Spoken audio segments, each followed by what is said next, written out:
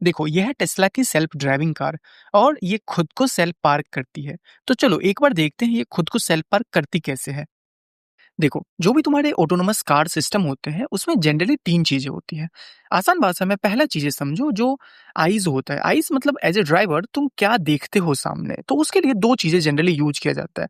जो पहला चीज़ें यूज़ किया जाता है वो कैमरा या फिर जो दूसरा चीज़ें यूज़ किया जाता है वो सेंसर यूज़ किया जाता है। तो फॉर एग्ज़ाम्पल अगर तुम कैमरा की मदद से समझो, एक ऑटोनोमस कार है उसमें मल्टीपल कैमरेज़ लगे हुए हैं और उस कैमरे की मदद से वो आस-पास के जितने भी लोकेशंस हैं या फिर आस-पास के जितने भी विजुअल्स हैं उसको वो कलेक्ट करता है as in the form of the images. अब इसमें क्या हो सकता है कि जो व्हाइट स्ट्रिप है वो उसका इमेज वो ले सकता है या फिर जो येलो स्ट्रिप है उसका इमेज वो लेता है या फिर जो आस-पास के कार्स हैं, ह्यूमन्स हैं, ट्रैफिक लाइट्स हैं, हर चीज़ का वो इमेज कैप्चर करता है। अब देखो, सेम चीज़ें ये सेंसर की भी मदद से करते हैं। अब जो दूसरा चीज़ें होता है, वो होता है कंप्यूटर सिस्टम होता है, जो तुम्हारे कार के अंदर में लगा होता है।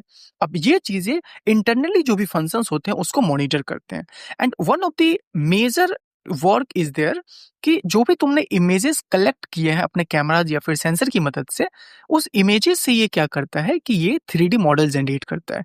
ओके, नाउ 3D मॉडल की मदद से ये बेसिकली तुम्हारा सिस्टम डिटरमाइन करता है कि भाई जब हम सामने चल रहे हैं तो हमारे आसपास में कोई कार है कि नहीं, कोई ह्यूमन है कि नहीं या फिर जब हम पार्क कर रहे हैं तो क्या इनफ डिस्टेंस है कि हम पार्क कर सकते हैं या कि नहीं।